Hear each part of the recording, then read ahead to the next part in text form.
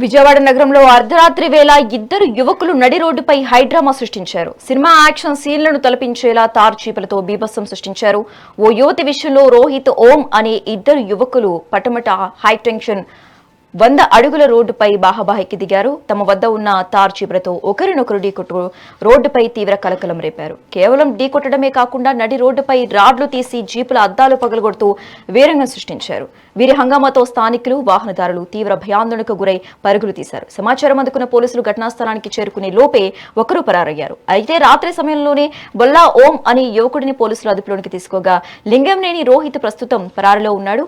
ఈ ఘర్షణ జరుగుతున్న సమయంలో సదరు యువతి కారులోనే ఉన్నట్లు పోలీసులు గుర్తించారు. అదుపులోనికి తీసుకున్న యువకుడిని పోలీసులు విచారిస్తున్నారు. ఇక ఈ అంశానికి సంబంధించి మరింత సమాచారం AP input editor Narendra phone ద్వారా అందిస్తారు. నరేంద్ర,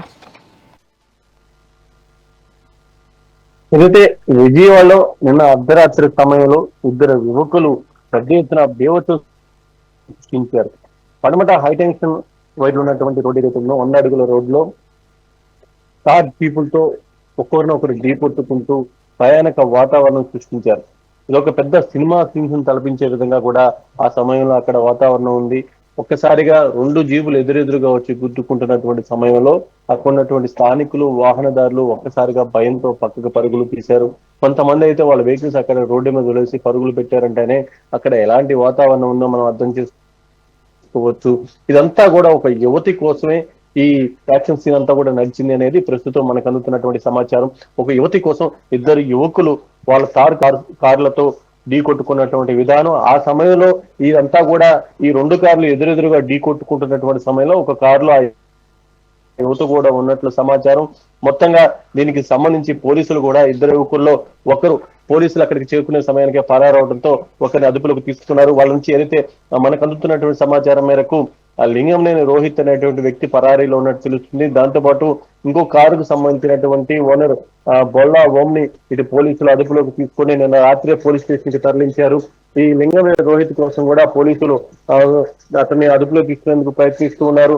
2 కార్ జీబులు కూడా ఈ రోజు ఉదయం పోలీస్ స్టేషన్ కి తరలించారు. ఒక కార్ జీబు అయితే పూర్తిగా ధ్వంసం అయిపోయింది. ఒకరినొకరు ఢీకొట్టుకున్న తర్వాత ఇనప రాడ్లతో ఒకరి వాహనాన్ని ఒకరు ధ్వంసం చేసుకున్నటువంటి విధానం, అక్కడ ఒక భయానక వాతావరణం నెలకొంది. విజయవాడలో తరచూ ఇలాంటి యువకుల మధ్య పోరాటాలు జరుగుతూనే ఉన్నాయి. దానికి సంబంధించి పోలీసులు ఎన్నిసార్లు వీళ్ళకి హెచ్చరికలు జారీ చేసినా, కాలేజీలకు వెళ్లి కౌన్సిలింగ్ నిర్వహించినా వీళ్ళలో మార్పు వస్తున్నటువంటి పరిస్థితి లేదు.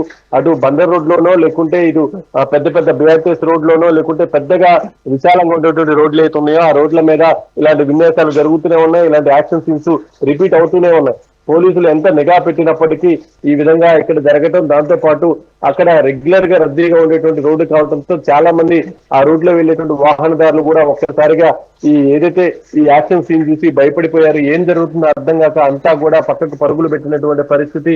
వీళ్ళు ఒకరినొకరు గుద్దుకొని దాడులు చేసుకున్నట్టు గతంలో ఎప్పుడో 60-70 ఏళ్ల క్రితం విజయవాడలో ఇలాంటి సంస్కృతి అప్పుడప్పుడు కనిపిస్తూ ఉండేది. 2 వర్గాల మధ్య దాడులు జరుగుతూ ఉండేవి. కానీ ఇప్పుడు ఇంత టెక్నాలజీ పెరిగిన తర్వాత ఇంత పూర్తిగా కూడా పబ్లిక్ ఇంత ఎడ్యుకేట్ అయ్యి ఎవరి జీవనం వాళ్ళు గడుపుతున్నటువంటి నేపథ్యంలో యువకులు ఆడపిల్లల కోసం ఈ విధంగా కొట్టుకోవటం, దానికి సంబంధించి వాళ్ళ వాహనాలు కూడా ధ్వంసం చేసుకోవటం, వాళ్ళని గాయపరుచుకునే విధంగా ప్రయత్నించడం, రాడ్లతో వాళ్ళు వాహనాలను కూడా ధ్వంసం చేసి వాటి అద్దాలు పగలగొట్టి అక్కడ ఒక భయానక వాతావరణం కల్పించడం, ఇవన్నీ కూడా చూస్తూ ఉంటే విజయవాడలో ఎలాంటి పరిస్థితి ఉందో మనం అర్థం చేసుకోవచ్చు. వెంటనే పోలీసులు కూడా రంగంలోకి దిగి నిన్న రాత్రే ఒక వాహనాన్ని పోలీస్ స్టేషన్ కి తరలించారు. ఈ రోజు ఉదయం ఏదైతే పూర్తిగా మొత్తం టైర్లు కూడా ఎటు డ్యామేజ్ అయిపోయినట్టు వాహనాన్ని ట్రోలింగ్ వెహికల్ తీసుకొచ్చి దాన్ని కూడా తీసుకువెళ్లారు. మొత్తంగా దీనికి సంబంధించినటువంటి ఒక వాహనానికి సంబంధించినటువంటి వ్యక్తిని రాత్రి అదుపులోకి తీసుకొని పూర్తి సమాచారాన్ని సేకరించారు. మరో వ్యక్తి కోసం ఇప్పుడు ప్రయత్నాలు కొనసాగిస్తూ ఉన్నారు. ఏదైతే లింగంనేని రోహిత్ అనేటువంటి వ్యక్తి కూడా ఇందులో కీలకంగా వ్యవహరించినట్లు దీనికి సంబంధించి ప్రస్తుతం మనకైతే కొంత సమాచారం అందుతుంది. పోలీసులు కూడా దీని మీద పూర్తి స్థాయిలో ఫోకస్ పెట్టారు. ఇరు వర్గాల మీద కేసులు నమోదు చేసి వాళ్ళకి సంబంధించి కఠినంగా వ్యవహరించేటువంటి విషయం అయితే చాలా స్పష్టంగా కనిపిస్తుంది.